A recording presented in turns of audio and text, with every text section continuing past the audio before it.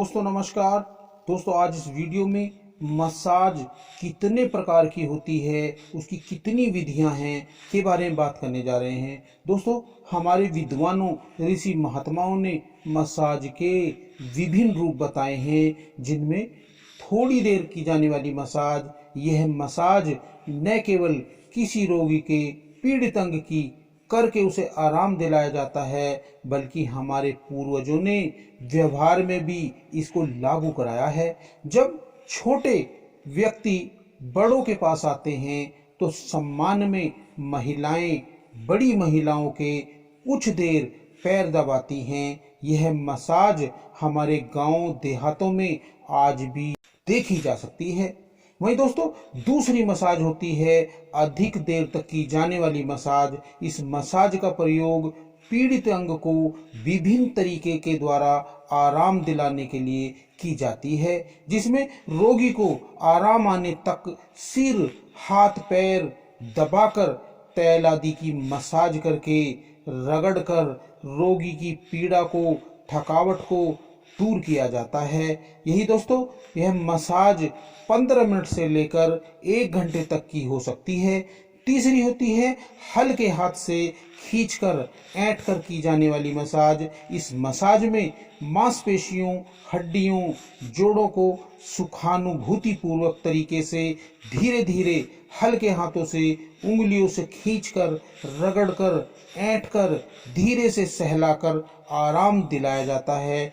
वहीं दोस्तों चौथी होती है पेट की घुमावदार मसाज। इस मसाज को कुशल व्यक्ति पेट पर हल्के हाथों से घी, तेल आदि के द्वारा यानी चिकने पदार्थ को लगाकर हल्की घुमावदार मसाज की जाती है। इसका प्रयोग माप, नाड़ी को व्यवस्थित करने हेतु किया जाता है। वहीं दोस्तों पांचवी मसाज होती है मुक्का मार मालिश। इस मसाज को हल्के हाथों से शरीर पर सहता सहता सुखानुभूति पूर्वक कराने वाला हल्की गति या तेज गति से मुक्का मारकर मसाज की जाती है। इससे अकड़न जकड़न वाली मांसपेशियों, जोड़ों में लचक आती है और रक्त संचार तेज हो जाता है, जिससे रोगी को बहुत आराम मिलता है। इस तरह की मालिश का मुक्का मार मसाज कहकर पुकारते हैं। वहीं दोस्तों छठी होती है थपथपा मसाज।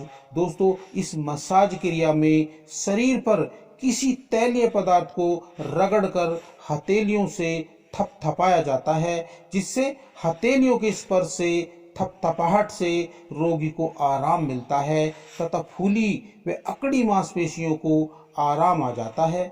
दोस्तों नसों की बाधा दूर हो जाती है, रक्त संचार तेज हो जाता है, रोम छिद्र खुल जाते हैं और खुलकर उनसे पसीना आने लगता है। इस प्रकार रोगी को बहुत आराम मिलता है। दोस्तों सातवीं मसाज होती है सहलाई मसाज।